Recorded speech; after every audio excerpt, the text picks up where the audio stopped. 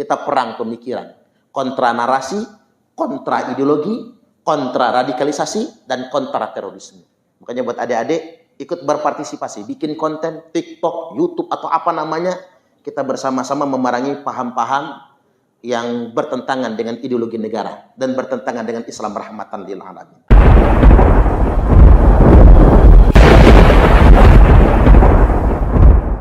Terima kasih kepada Pak Moderator, kemudian rekan-rekan, adik-adik, peserta, yakni para mahasiswa, mahasiswi. Apa kabar? Sehat? Alhamdulillah. Sudah sarapan belum?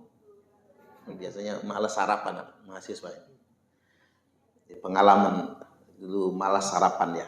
Atau nggak ada yang bisa dimakan buat sarapan gitu. Alhamdulillah kita hari ini sarapan di hotel ya. Tunggu sampai jadwal makan siang nanti. Baik, ini kan hari Jumat ceramah, apa namanya, materinya setengah ceramah aja ya, karena hari Jumat. Di awal hendak saya sampaikan bahwasanya Kepala Badan Nasional Penanggulangan Terorisme Republik Indonesia atau Kepala BNPT RI menyampaikan terjadi penguatan, konsolidasi, dan proses radikalisasi. Kendati pun memang untuk tahun 2023 yang lalu sudah ditetapkan zero attack. Jadi nol serangan. Di 2023 sama sekali tidak ada aksi terorisme dan kemungkinan besar, baru kemungkinan, harapan kita di 2024 ini juga zero attack. Padahal betapa banyak kesibukan di 2024 ini, yakni terkait dengan pemilu, pilpres, pemilu kada, yang ini menaikkan tensi politik di negeri kita. Tapi harapannya mudah-mudahan di 2024 ini juga zero attack. Hanya saja, kendati pun zero attack, BNPT mencatat terjadi penguatan terhadap proses konsolidasi dan radikalisasi mengarah kepada terorisme. Dan ini teridentifikasikan adanya pertumbuhan sel-sel terorisme baru, sel-sel radikalisme baru yang melibatkan anak muda dan para remaja. Jadi sebetulnya yang sangat diwaspadai adalah interval usia seperti Anda, yakni generasi remaja, kemudian pemuda-pemudi mahasiswa. Kita ambil misalnya studi kasus. Di 2024 Agustus yang lalu, itu ada penangkapan di kereta api Gajayana, rute Malang, Jakarta. Ada bapak-bapak inisial M ditangkap Densus 88 ketika turun di stasiun Balapan Solo. Dalam tasnya itu ada bom aktif. Bapak-bapak ini katanya itu nggak ngerti kalau isi tasnya itu bom. Bom itu dirakit oleh anaknya yang berusia 19 tahun. Yang dia belajar merakit bom itu lewat internet. Jadi seumur mahasiswa ya. Umur 19 tahun, dia merakitnya di Batu Malang. Bapaknya kerja di Natuna. Yang dia belajar lewat internet, bahkan dia baiat ke ISIS. Itu juga lewat internet. Jadi sekarang ini baiat itu nggak ketemu lagi. Sudah online baiat sekarang ini. Jadi ini fenomena kan ternyata sedemikian rentan. Jadi perekrutan itu sudah memanfaatkan kecanggihan teknologi informasi. Begitupun juga perakitan bom. Bahkan bangsa Indonesia tercengang karena pada tahun 2015 yang lalu ada anak SMP itu sudah bisa merakit bom. Dan dia merakit bom itu belajarnya lewat internet. Bapaknya seorang nelayan, Jadi nelayannya di Pangandaran ya. Bapaknya seorang nelayan di Pangandaran, anak ini cerdas. Kemudian dia belajar radikalisme terorisme lewat internet, lalu dia terpapar. Bahkan dia sudah buat catatan di buku hariannya. Catatan guru-guru dan teman-temannya yang mau dia bom. Karena kafir, ini gurunya kafir. Namanya Pak Febri misalnya kan. Pak Suparman, udah didaftar itu. Sama teman-teman yang oleh dia sudah diidentifikasikan sebagai orang kafir yang halal darahnya. Yang kalau dia sudah bisa selesai merakit bom, ini akan menjadi target utama. Ini anak SMP. Bayangkan, ketika dibina oleh Densus 88, diajak terus komunikasi, akhirnya dia nulis surat ke Densus. Ngajak polisi duel 1 lawan 1. Anak SMP gitu, saking ideologisnya, polisi diajaknya duel. Nah ini pelajaran buat kita semua bahwasanya ada beberapa kelompok rentan yang memang jadi sasaran utama perekrutan kelompok radikal teroris ini. Nah berdasarkan catatan Badan Nasional Penanggulangan Terorisme Republik Indonesia, penguatan, konsolidasi, dan proses radikalisasi itu indikatornya 1, penguatan sel-sel terorisme. Hari ini mereka tidak melakukan aksi. Makanya di 2 tahun belakangan ini kita tidak nonton pemberitaan apapun terkait dengan aksi atau serangan terorisme. Tapi bukan berarti tidak ada. Mereka sedang melakukan berbagai macam upaya perekrutan dan penguatan sel-sel terorisme. Itu yang pertama. Yang kedua, peningkatan pengumpulan dana untuk kegiatan terorisme. Ini mereka lebih pintar kalau ngumpulin duit itu. Makanya hati-hati kalau nyumbang. Yang digunakan sekarang ini isu Palestina. Mereka bikin konten-konten terkait dengan peduli Palestina. Mereka bikin kelompok-kelompok yang mengumpulkan sejumlah sumbangan untuk menarik perhatian publik Indonesia dan kepedulian mereka. Kita kan begitu tuh kalau lihat video anak-anak Palestina yang teraniaya, ada yang kelaparan, ada yang kehausan. Sedih kan? Kita terbawa suasana, didramatisasi sedemikian rupa. Lantas kemudian muncul heroisme. Apalagi adik-adik mahasiswa nih, heroismenya muncul, membela orang-orang yang tertindas, membela orang-orang yang lemah. Akhirnya diajak, yuk kita ngumpulin dana.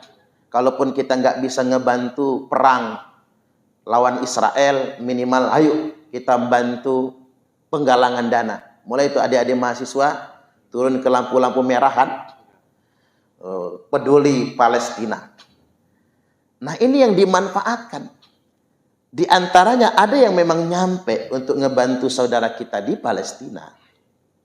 Tapi sebagian patut diduga sumbangan itu nggak nyampe kepada mereka. Malah digunakan untuk kepentingan pendanaan terorisme. Ini yang sangat mengkhawatirkan. Makanya kalau nyumbang ke sana hati-hati. Harus pakai lembaga yang betul-betul terpercaya. Mending ke Baznas, Badan Amil Zakat Nasional.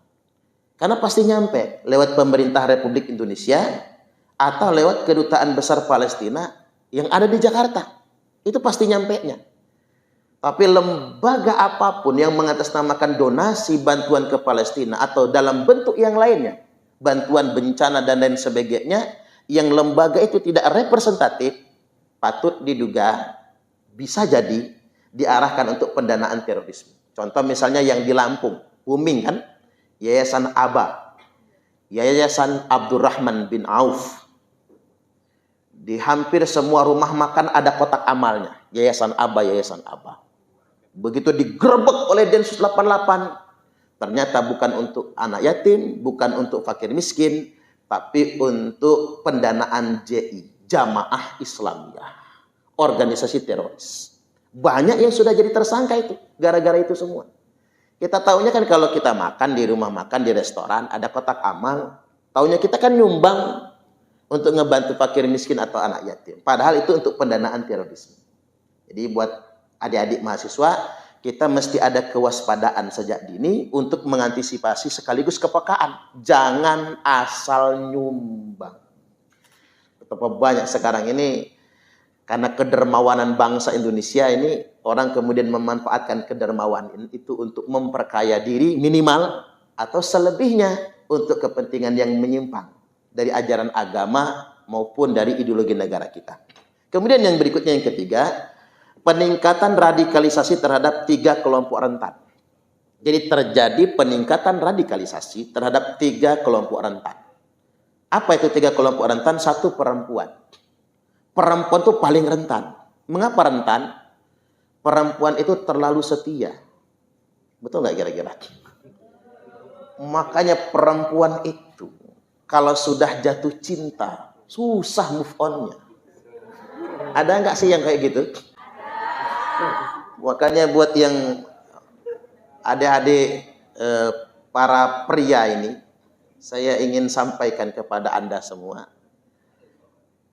jangan sekali-kali mempermainkan hati wanita yang sudah terlanjur jatuh cinta. Itu hati-hati, itu menyakitkan. Kalau Anda menyakiti seorang wanita sampai membuatnya menangis, malaikat akan mencatat setiap air matanya yang jatuh. Awas jadi karma nantinya itu. Karena memang sedemikian rupa. Makanya napiter, narapidana terorisme atau ex-napiter atau kelompok-kelompok yang terpapar ideologi radikal, itu kalau perempuan paling susah untuk disadarkan. Paling susah sekali. Kalau yang laki-laki itu ya biasa nggak setia memang ya. Ya kadang-kadang dijejak dikit langsung berubah dia. Masih agak mudah kita menanggulanginya. Tapi kalau perempuan itu sangat berbahaya sekali.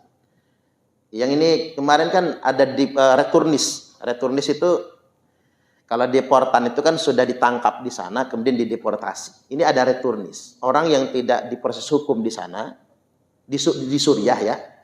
Kemudian dia pulang. Dia pulang dengan 3 anaknya.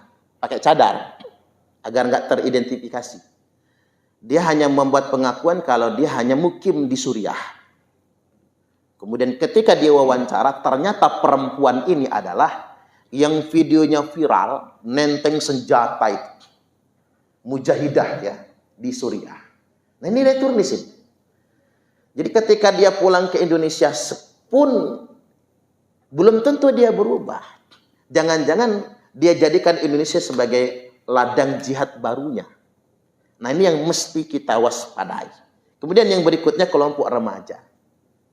Kalau kelompok remaja itu kan di rentang usia 12 sampai 20 tahun. Ini masuklah mahasiswa, masih masuk ya. Remaja beranjak dewasa. Kalau dalam kata ahli itu efek bandwagon. Gampang ikut-ikutan. Makanya yang tawuran itu yang rentang usia 12 sampai 20 tahun. Karena mudah ikut-ikutan. Ini kelompok rentan. Kemudian yang berikutnya kelompok anak.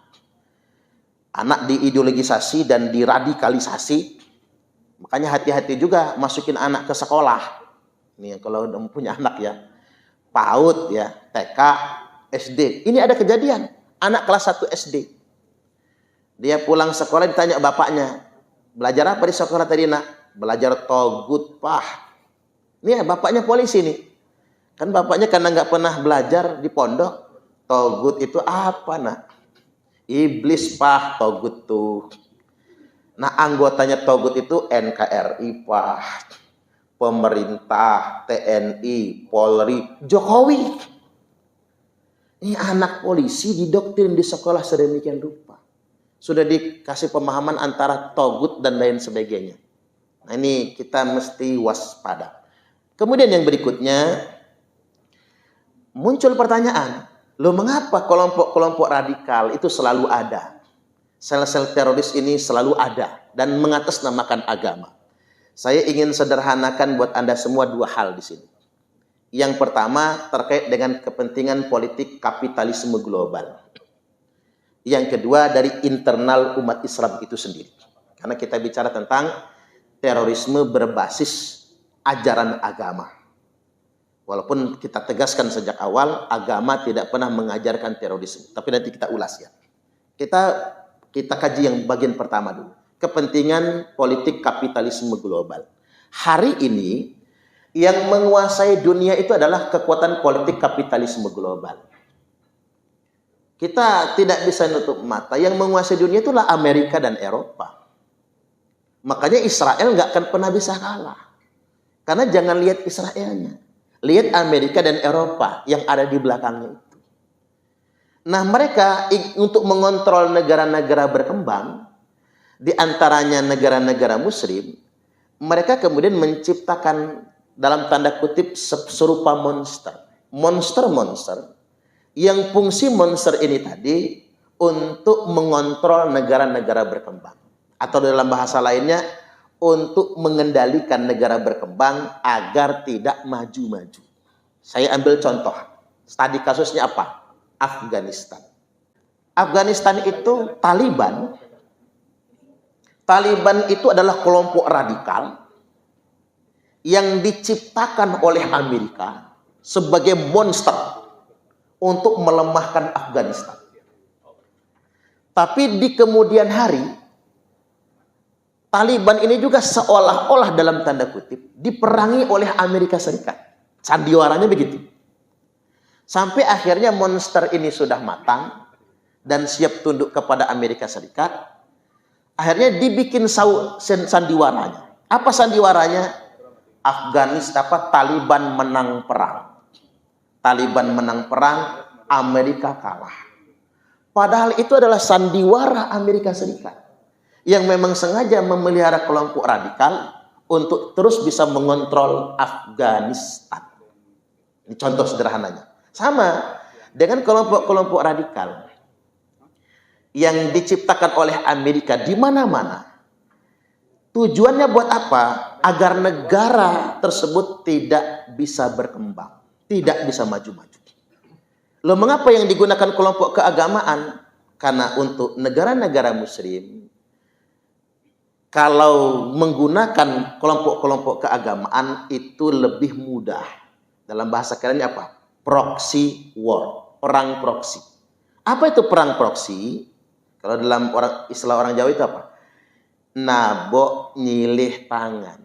Kita pengen nabok dia, jangan tangan kita, nanti pidana. Gunakan tangan orang lain untuk nabok. Nah, sama. Kelompok politik kapitalisme global menggunakan kelompok-kelompok keagamaan untuk kemudian mengontrol negara-negara berkembang agar tidak bisa maju.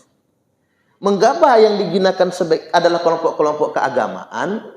Tujuannya, kalau isunya agama kan mudah merekrut. Orang kalau sudah atas nama Islam, jihad aja pokoknya, mudah sekali direkrut. Kita kemudian dinabobokkan dengan jihad, membela agama, tapi pada kenyataannya kita bukan membela agama, tapi kita sedang menghancurkan bangsa dan negara kita. Saya ambil studi kasusnya begini. Ajaran di HTI, Hizbut Tahrir. Jangan-jangan ada nih yang ikut ngaji liko Hizbut Tahrir ya. Umpamanya. HTI atau Khilafatul Muslimin. Mereka begini isu mengajarkannya. Nanti kalau khilafah tegak, ini menegakkan khilafah ini. Nanti kalau khilafah tegak, listrik gratis. Kuliah gratis, sekolah gratis, rumah sakit gratis, semua gratis, angin surga yang dijanjikan. Nah, cara mematahkannya kayak mana? Tanya balik. Nanyanya begini, Mas, Mbak misalnya, kalau khilafah tegak, negara kita ini mau dikemanakan? Barulah kemudian dia akan jawab, kalau khilafah tegak, maka Indonesia ini kita bubarkan. Itulah masalahnya. Di satu sisi mereka menjanjikan angin surga, tapi di sisi lain mereka sedang menyusun strategi dan rencana serta aksi untuk menghancurkan Republik Indonesia. Di satu sisi mereka menjanjikan angin surga, tapi sebetulnya yang mereka pasarkan adalah neraka. Itulah yang dilakukan ISIS di Suriah dan di Irak. Mereka janjikan kalau daulah Islamnya tegak, kita sejahtera, kita hidupnya enak, semua serba gratis. surga yang mereka janjikan adalah sebuah kehancuran. Dan kapitalisme global tepuk tangan. Nah, ini poin pertama. Jadi saya ingin tegaskan buat adik-adik mahasiswa, kelompok-kelompok radikal, apapun namanya, sengaja dipelihara oleh kekuatan kapitalisme global sebagai sebuah monster ciptaan untuk melemahkan negara-negara yang sedang dikontrolnya. Bisa dipahami ya maksudnya? Pernah nonton film Hollywood nggak? Yang bikin-bikin monster. Kalau Anda pengen tahu, film-film Hollywood tentang monster-monster berbahaya, itu adalah cerita tentang bagaimana Amerika bikin JI, bikin ISIS, bikin Al-Qaeda.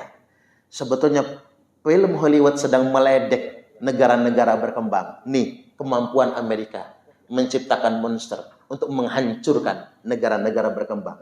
Atau dalam bahasa mereka, untuk mengontrol negara-negara berkembang. Ini poin pertama. Yang kedua, faktor internal umat Islam. Ya, sebetulnya kalau kita cerdas dikit, punya wawasan kebangsaan yang memadai, ya nggak mungkin kan bisa direkrut oleh kelompok yang sedemikian rupa. Nggak mungkin. Artinya memang potensi radikalisme itu memang ada di tengah-tengah umat Islam.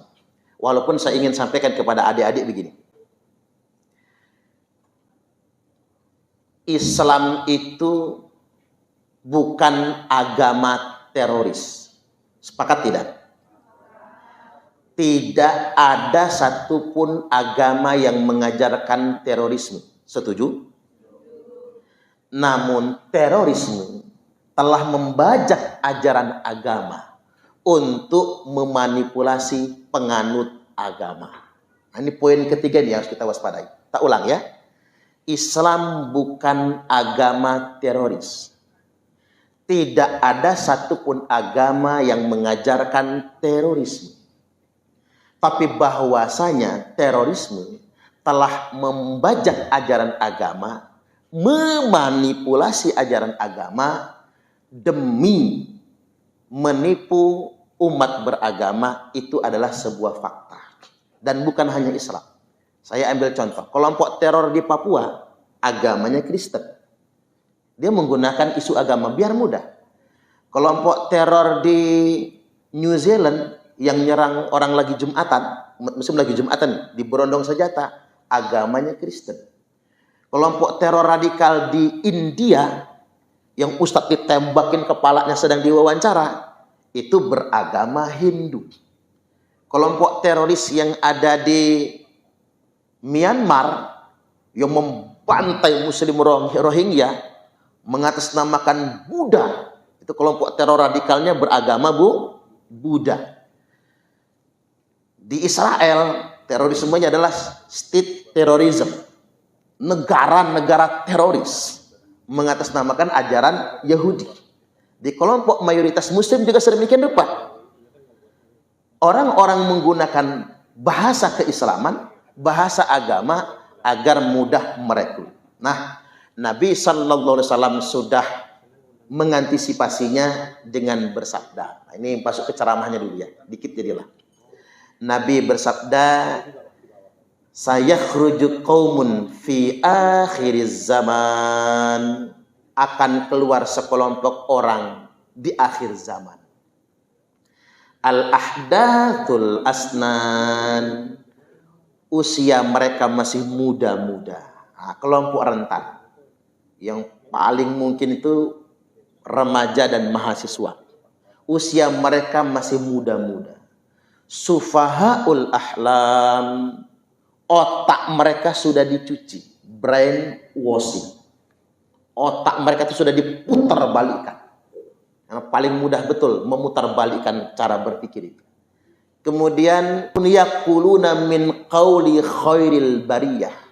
Mereka selalu ngomong itu berdasarkan Quran hadis. Biar orang percaya, ini ayatnya, ini Qurannya. Tapi dengan pemahaman yang tidak memadai. Yamrukuna minad dini kama yamrukus sahmu minar ramiyah.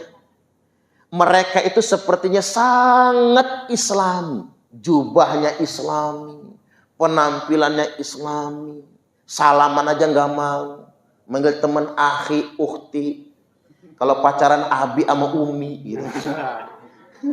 Mapas, pacaran Abi sama Umi gitu. Saya ini perlu kritik juga ini kebiasaan LDK yang akhi ukhti itu. Itu cuman di Indonesia. Anda jajal ke Arab Saudi atau ke Mesir, panggil perempuan Arab itu, ukhti, bisa kena gampar kita. Mengapa? Saya bukan saudara perempuan kamu. Ukhti itu mahram loh. Kita ini kenal apa enggak? Ukhti, lagunya. WA jam 2 malam, ukhti tahajud yuk. Luar biasa. Si akhi tadi. Padahal bukan tahajud, dia nonton bola. Namanya modus ya. Solehah, alimnya, gayanya kan. Nah, balik lagi. Jadi mereka itu penampilannya sangat islami. Mereka bisa berkamuflase, ngebunglon seperti malaikat. Yamrukuna minad dini kama yamruku sahmu minar ramiyah. Mereka akan keluar dari ajaran agama ini seperti keluarnya anak panah dari busurnya. Hari ini dia sholat bersama kalian, kata Nabi. Besok dia akan menghalalkan darah kalian. Makanya kita dihadapkan dengan kejanggalan luar biasa. Mereka sholat, bahkan gak tanggung-tanggung kadang jidatnya sampai kapalan. Tapi di sisi lain mereka mengkapir-kapirkan orang, menghalalkan darah orang. Saat ini mereka sholat, besok mereka ngebom. Ini yang disebutkan oleh Nabi. Mereka akan keluar dari agama ini seperti keluarnya anak panah dari busurnya. Maka dimanapun kalian jumpai mereka, kata Nabi, faqtuluhum, maka bunuhlah mereka. Fa'ainama laqitumuhum faqtuluhum. Apabila kalian jumpai mereka dimanapun, maka perangi mereka. Fa inna fi qatlihim ajran liman qatalahu yaumal qiyamah. Karena sesungguhnya memerangi mereka itu pahalanya gede banget bagi yang memeranginya pada hari kiamat nanti. Jadi perlu Anda ketahui, yang paling gede pahalanya itu Densus 88. Yang langsung di lapangan penindakan terorisme. Itu paling gede pahalanya. Termasuk kita kan nggak mungkin perang pakai senjata. Kita ghazul fikr, kita perang pemikiran. Kontra narasi, kontra ideologi, kontra radikalisasi, dan kontra terorisme. Makanya buat adik-adik, ikut berpartisipasi. Bikin konten, TikTok, YouTube, atau apa namanya. Kita bersama-sama memerangi paham-paham yang bertentangan dengan ideologi negara dan bertentangan dengan Islam rahmatan lil alamin. Hadis yang kedua, yakhruju qaumun min ummati, waspadai, kata Nabi. Akan keluar sekelompok orang di tengah-tengah umatku, yaqra'unal Qur'an. Mereka semua fasih membaca Al-Qur'an. Laisa qira'atukum ila qira'atihim bisyai'. Di mana bacaan Quran kalian tidak ada apa-apanya jika dibandingkan dengan bacaan Quran mereka.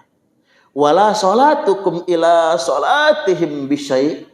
Sholat kalian gak ada apa-apanya dibandingkan sama sholat mereka.